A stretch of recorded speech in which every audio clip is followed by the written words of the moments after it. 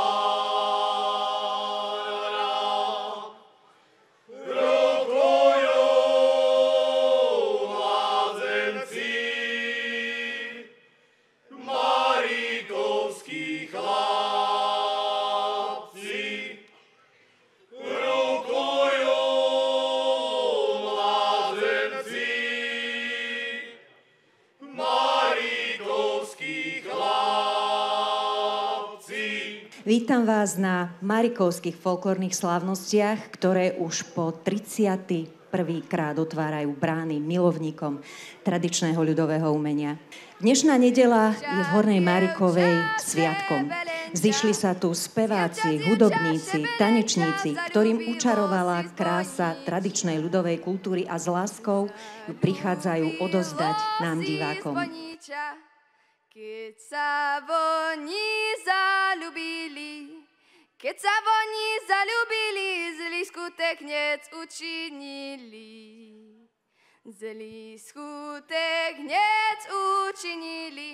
Slávnosti by mali byť takou chvíľou možno aj oddychu, relaxu.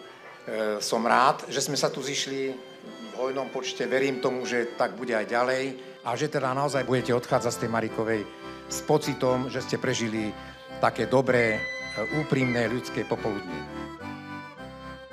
Som veľmi rada, že Považské osvetové stredisko organizuje tieto folklórne slávnosti už od ich začiatkov, teda 31 rokov, a verím, že to bude aj naďalej tak. Takže prajem vám krásne popoludnie a verím, že spoločne budeme odchádzať naplnení krásou hudby, spevu a tanca.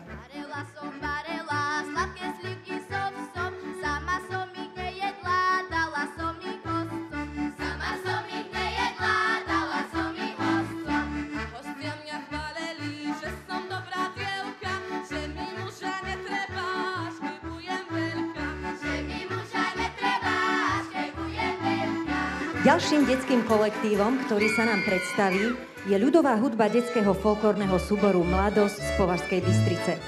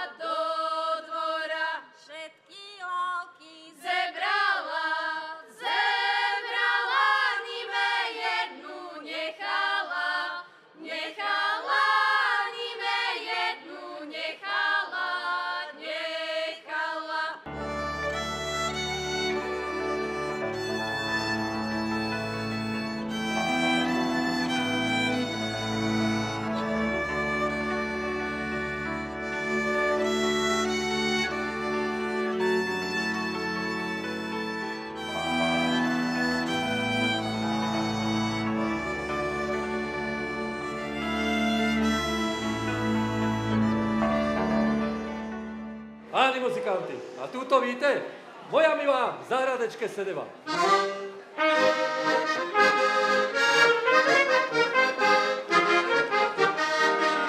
Je to ona, moja milá v zahradečke sedeva, v zahradečke sedeva. Bílé kvity do šatečka trháva, do šatečka trháva. Otrnivý má milá, se Jožičky jeden.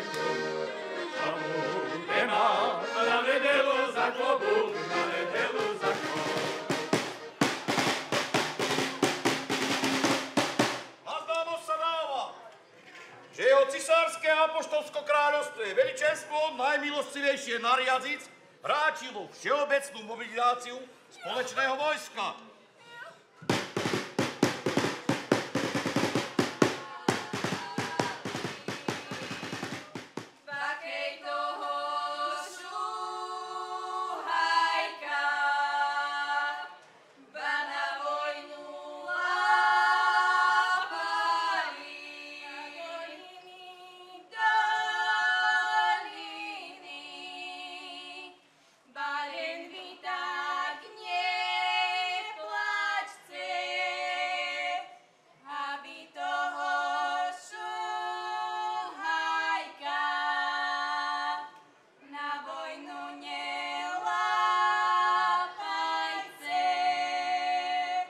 Ja si veľmi vážim prácu folklórnej skupiny Žrnovanka, pretože za tých 40 rokov sa v nej vystriedalo desiatky, možno aj stovky ľudí, ktorí zachytávali také tradičné, autentické, pôvodné hodnoty Márikovskej doliny a aby nám ich tu mohli predstaviť. Ďakujem za program, ktorý pripravili, lebo určite im to dalo veľa námahy urobiť už či výskum, alebo teda stretnúť sa a pripraviť to, čo sme dnes mali možnosť vidieť. Ja ďakujem pani Ľubke Kyselovej, ktorá je vedúcou folklórnej skupiny a ďakujem aj Kike, ktorá robila takýto program s folklórnou skupinou Žrnovanka poprvýkrát. Ja by som len chcela povedať, tak ako už tu vlastne zaznelo, že to poďakovanie patrí všetkým folklórníkom, ktorí boli vôbec od začiatku až po teraz v súbore.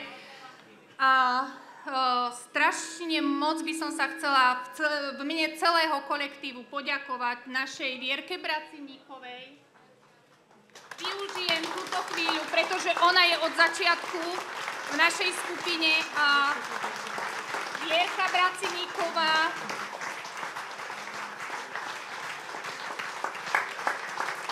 za jej obetavosť a prínos. Ale zároveň by som chcela poďakovať aj našej najstaršej účinkujúcej Milke Morávkovej,